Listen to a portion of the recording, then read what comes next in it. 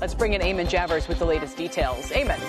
Yeah, Kelly, that's right. I wanted you to take a look at this live picture that we're looking at right now. This is the Danish embassy here in Washington, D.C., and you can see that they've got mics set up for an apparent press conference. We were expecting this presser to start about a half an hour ago, and it appears to be delayed maybe by as much as a half an hour from now. So we'll watch that scene to see if Danish embassy officials brief reporters on whatever happened at this White House meeting today, which we are hypothesizing is over. No official confirmation from the White House today about what time this was going to start, what time it was going to end, or any readout at all on the contents of that meeting. So the first information we get on this meeting may come from the Danish side at that embassy here in Washington. But you saw the president last night. Take a look at what he had to say on social media, saying the United States needs Greenland for the purpose of national security.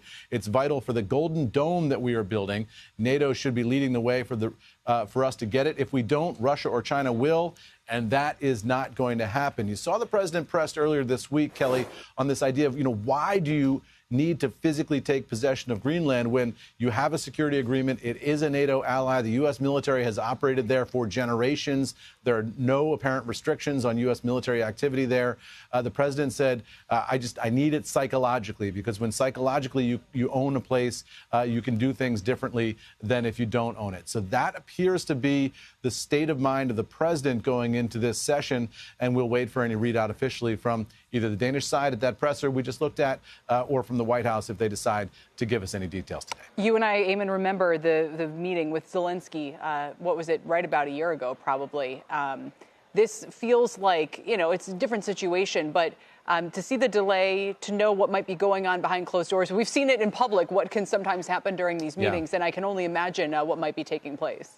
Yeah, and you're going to have to imagine, because we're not going to have cameras in there, unfortunately. I'd love to be in that meeting and see what is actually being said. But, to some extent, not having cameras there might help, to the extent that you want to lower the temperature a little bit and have everybody off their talking points and postures and try to have an honest conversation. That's a little bit easier to do sometimes when the cameras aren't in the room, as they're not expected to be in this case. Now, we'll see that at some point, both sides will start to fill us in on what happened. Yeah. And we might get a sense after the fact, but we're not going to have that live confrontational moment on camera that we had with Zelensky.